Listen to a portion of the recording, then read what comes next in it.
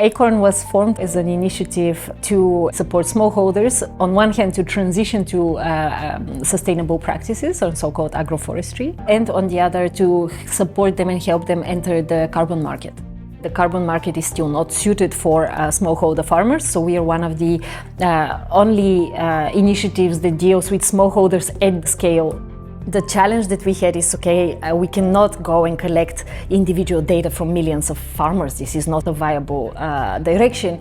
And the carbon market is there to create a viable business solution. You have to make it viable. You have to make sure that your carbon credit is not cheaper than the money that you put into generating it.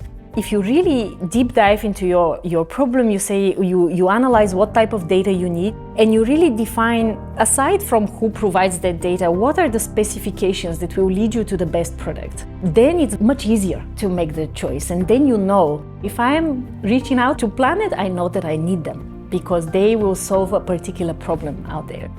I truly believe that technology, it is a bias that is quantifiable. We leverage high-resolution data to make sure that our data is highest quality, to then input it in the model and have it the best model out there.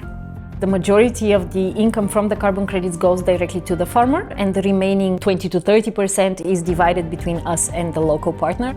We visited a couple of farms in Kenya. The lady from the farm that was next door came to me and she said, I'm planting the trees and I'm teaching my children to plant these trees as well, because I tell them that the air has to be clean for them to grow up and to be strong.